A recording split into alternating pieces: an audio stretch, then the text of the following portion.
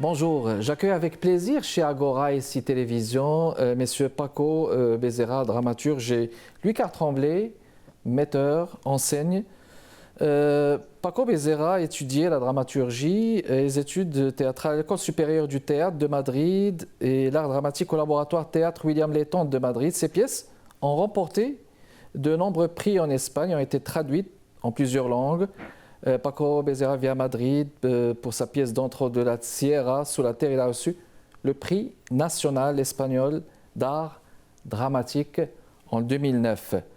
Alors Louis-Carl Tremblay, metteur en scène et directeur artistique du théâtre Point d'Orgue, il a mis en scène Les Troyennes en 2009, Yvonne Princesse de Bourgogne en 2011, Les Atrides en 2013, Ambre Eurydice parle en 2019.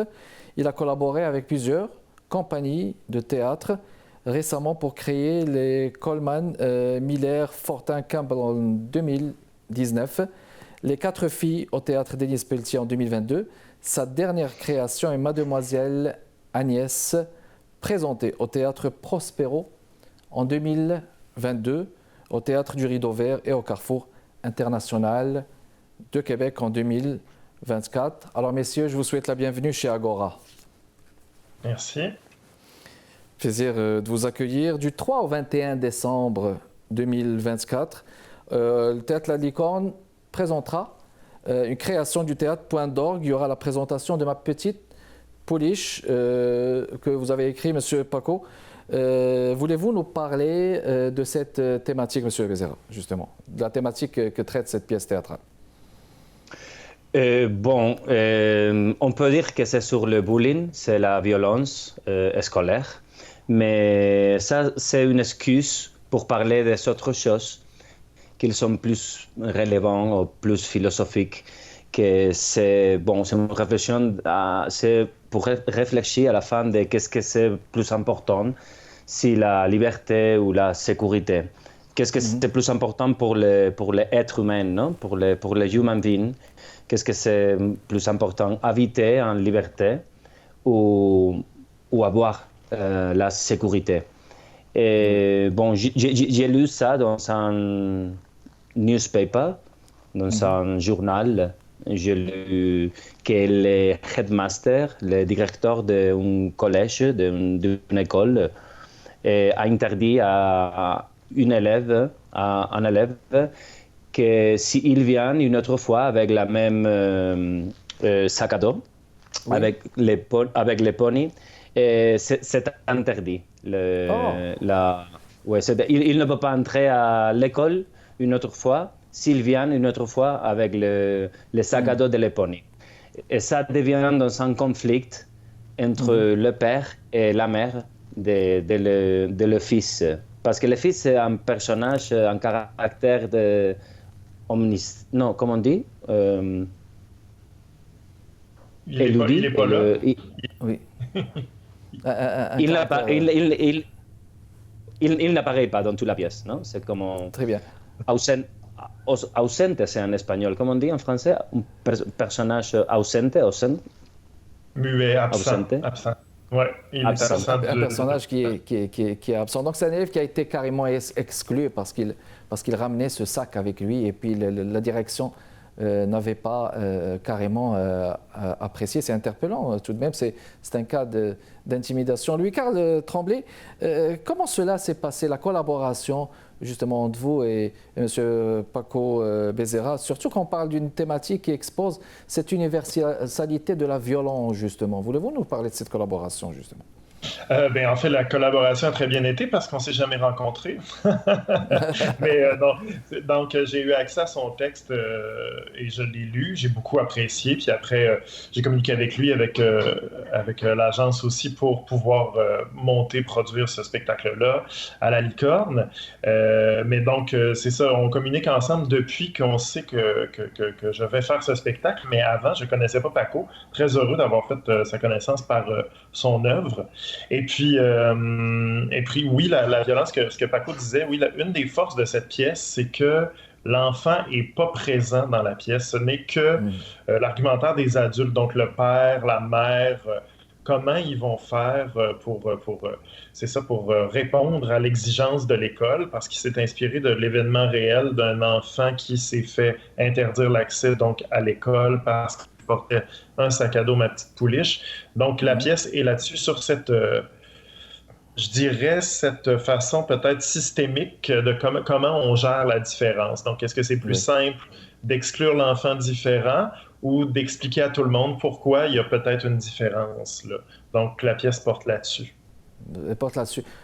Monsieur Paco, justement, donc vous êtes inspiré d'un fait qui s'est passé aux États-Unis, c'est bien ça? En 2014, c'est Grayson, un garçon de 9 ans? Qui, après avoir subi plusieurs attaques, s'est vu interdire l'accès, n'est-ce pas, à l'école où il étudie parce qu'il portait ce sac My Little Pony. Donc, on va dire que c'est un sujet donc, qui traite de l'intimidation en général, parce que ça, c'est un mot qui est plus en cours dans les écoles en général. Oui, ça passait en North Carolina. Oui. Carolina du Nord, ouais, et c'est Grayson, c'est un enfant, que c'est l'enfant qui a dénoncé. Mais dans North Carolina, ça passait aussi avec Michael Morones, que c'est un enfant qui se, comment on dit, quand tu te quittes la vie. Je crois que c'est avec le même sac à dos, il s'est de la liberté, il essaie de se tuer à soi-même. Et il devient dans un état de végétatif et maintenant il est mort. Alors on va faire une pause et on revient dans les prochaines minutes, mesdames et messieurs. On accueille Paco Becerra et Louis-Carl Tremblay pour parler de la pièce théâtrale Ma Petite Pouliche qui sera présentée au Théâtre de la Licorne au mois de décembre, du 3 au 21 décembre 2024. Restez avec nous. On est de retour avec vous, mesdames et messieurs, chez Agora et ici Télévision. Paco Becerra, Louis-Carl Tremblay sont mes invités aujourd'hui pour parler de la pièce théâtrale Ma Petite Pouliche. Alors, je reviens vers vous, monsieur Paco. Alors, on parlait justement d'intimidation. Vous interrogez éventuellement dans cette pièce comme quoi l'école est un endroit pas assez sûr pour nos enfants. Est-ce qu'on peut le dire comme ça? Bon, comme je te dis, vraiment, c'est pas une vraie dénonce pour les écoles parce que ce qui se passe avec la pièce, avec un enfant, c'est parle de toutes les violences que c'est traversal dans la société capitaliste où nous habitons. Et il y a des mobbing dans le travail, il y a des violences scolaires dans les écoles, mais parce que si tu ne suis pas les pensaments généraux, non? Oui, tu es différent, tu es...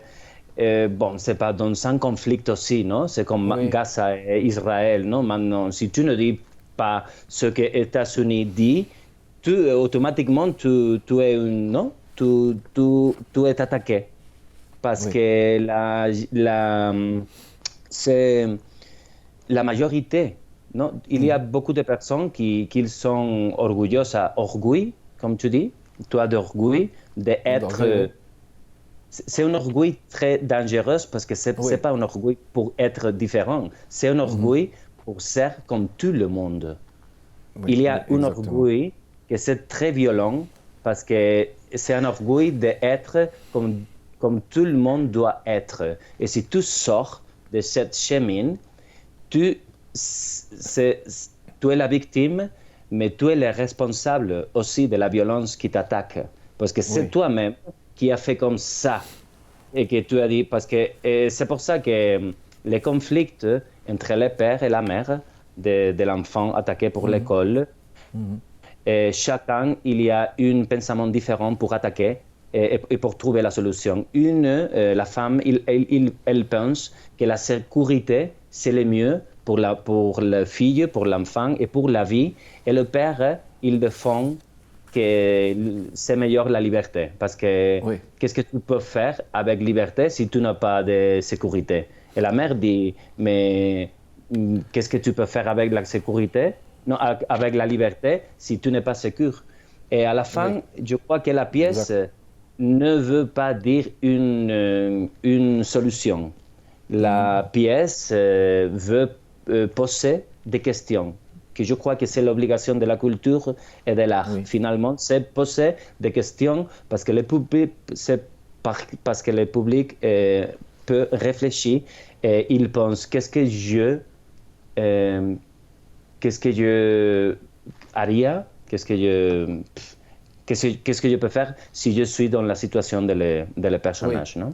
Dans la situation de l'autre. Très intéressante aussi cette idée de ne pas suivre les règles, d'aller avec la pensée unique et puis de ne pas de se conformer à ce que tout le monde pense.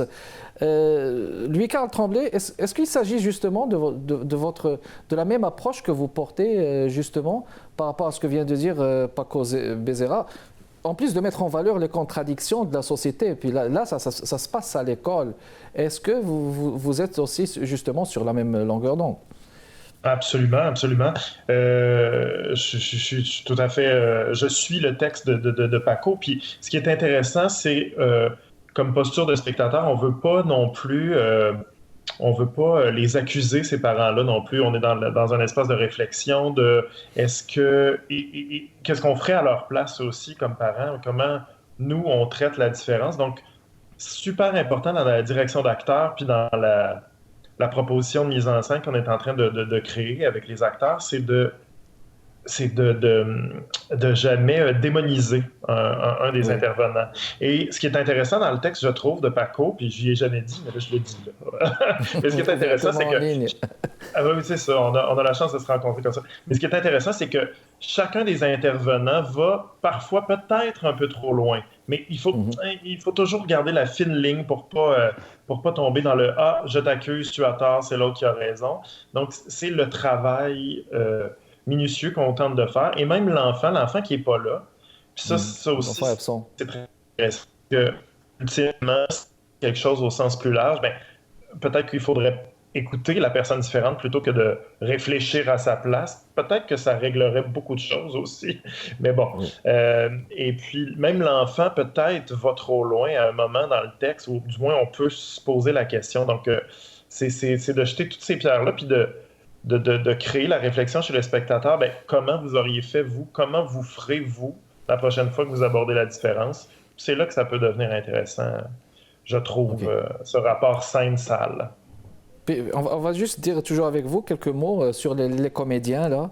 Evelyne Rempré, Bruno Marcil, voulez-vous nous dire quelques mots sur les comédiens qui y jouent?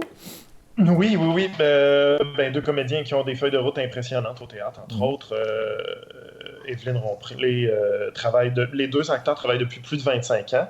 Et puis, je trouvais intéressant de prendre ces deux acteurs-là qui sont très lumineux, qui sont très charismatiques, mais qui sont pas justement... qui sont pas noirs et sombres, qui avaient quelque chose... de ce couple que j'ai le goût de créer, qui sont très amoureux au début, mais qui va peut-être se confronter à cause de cette... pas cette anecdote, mais cet événement-là de leur enfant qui se fait renvoyer de l'école. Deux acteurs très solides. On a Bruno Marcil aussi, qu'on connaît beaucoup parce qu'à la télévision, il travaille sur Stat, une quotidienne, entre autres. Donc, voilà, ils sont formidables. C'est un plaisir de travailler avec eux. Et puis, voilà. Très, très bien. Alors, on va faire une pause, mesdames et messieurs. On revient avec nos invités de ce jeudi chez Agora, Paco Becerra et Louis-Carl Tremblay. On est en train de parler de cette pièce qui va être jouée là, en mois de décembre, du 3 au 21 décembre. Ma petite pouliche, écrite par Paco Becerra et mise en scène par Louis-Carl Tremblay. On vous revient. On est de retour avec vous, mesdames et messieurs. On parle théâtre aujourd'hui. Paco Becerra et Louis-Carl Tremblay, qui sont mes invités aujourd'hui, mesdames et messieurs. On parle de Ma petite pouliche, écrite par Paco Becerra. Il y a un fait important, l'enfant est absent. Comment est-ce que vous avez entrevu cela, monsieur Paco? De ne pas lui donner sa voix, on aurait aimé l'entendre. Mais quelle est votre, n'est-ce pas, perception de la chose? Est-ce qu'il y a un message que vous avez voulu véhiculer quelque part avec ça? Bon, d'abord, je crois que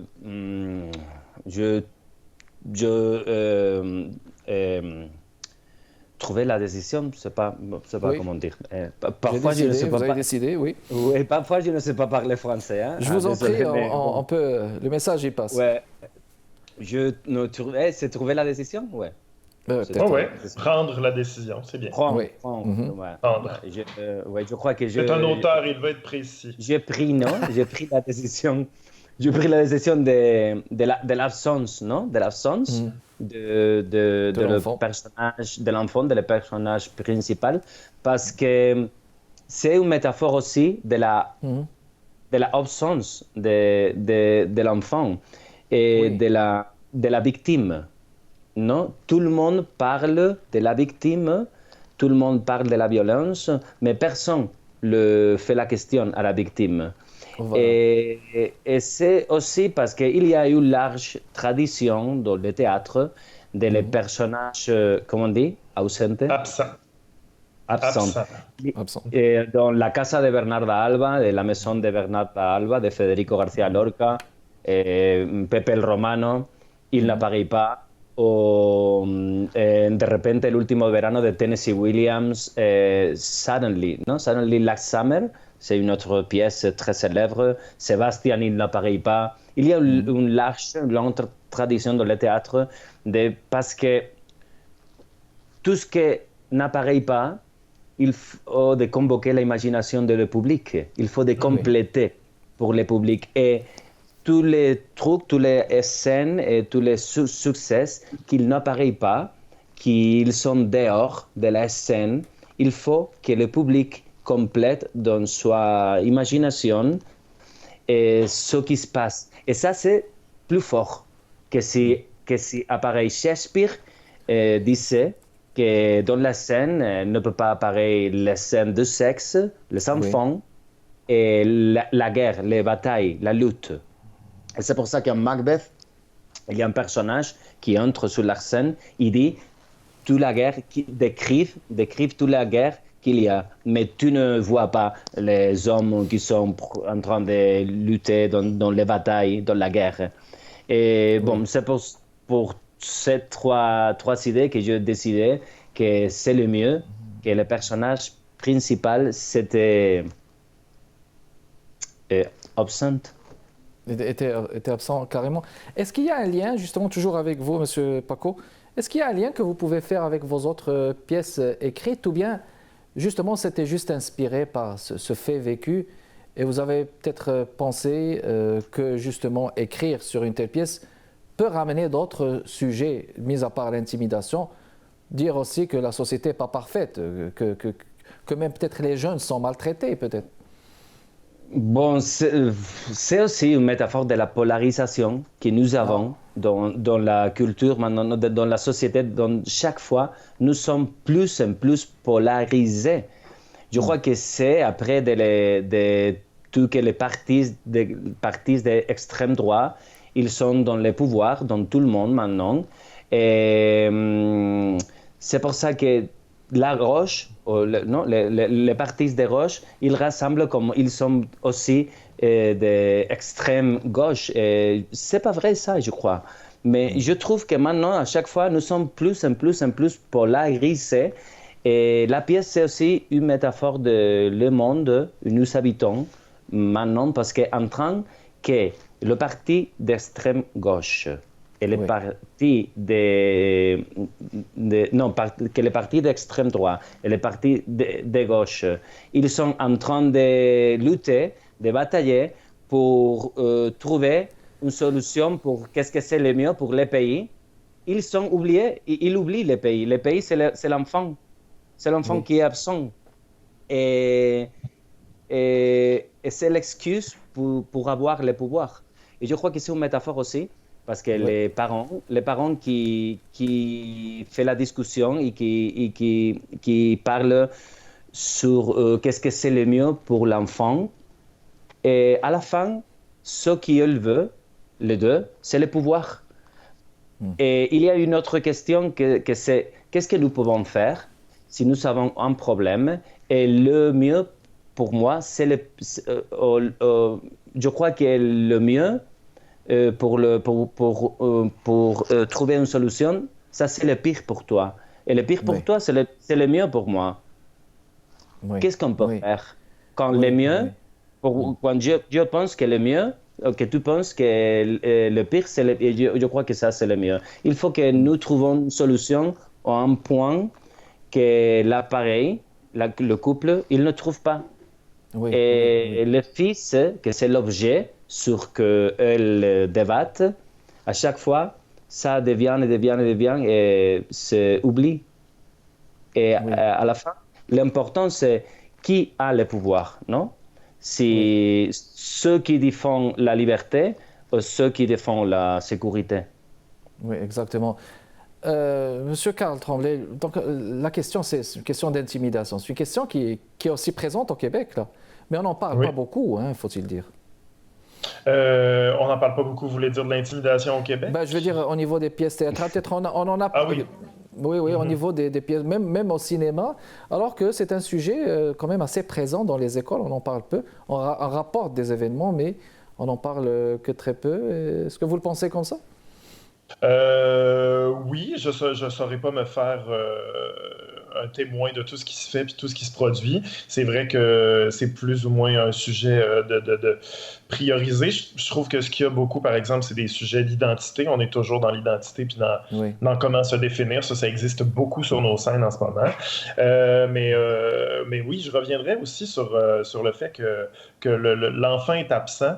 Et ce que je trouve intéressant, puis ça recoupe votre question sur l'intimidation, c'est que vu que comme il n'est pas là, et on dit qu'il se fait frapper, écœurer, intimider, bon, à cause du sac à dos, mais on se demande aussi qui est cet enfant, mais de ne pas le voir, je trouve que ça nous confronte oui. à nos propres biais C'est inconscients. terrible. Parce que si on le voyait, si on pourrait dire, ah, il a les cheveux longs, il est blond, il est Oui, racisé, il est très petit, très rond, on ne sait pas. Mais là, comme on ne l'a pas devant nous, je pense que c'est nos biens conscients qui travaillent. Et ça, c'est mhm, intéressant parce qu'on se dit, ah, quelle serait une raison assez forte pour intimider, rejeter un enfant? Et voilà, et même on n'a que le regard des parents après ça pour se faire une tête.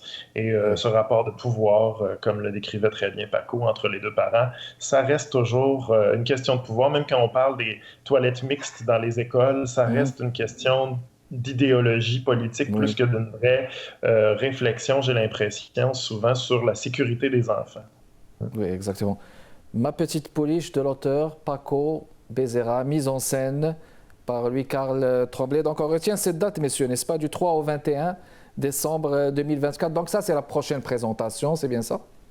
Oui, absolument. C'est la prochaine À la licorne. présentation Oui. au théâtre La Licorne, création du théâtre.d'org. Merci, messieurs Paco Bézera, d'avoir été avec nous, Louis-Carl Tremblay, d'avoir répondu à notre invitation. Kamal Benkiran avec vous. Je vous fixe rendez-vous, mesdames et messieurs, jeudi prochain, 15h30, chez Agora, toujours avec ICI Télévision. Portez-vous bien.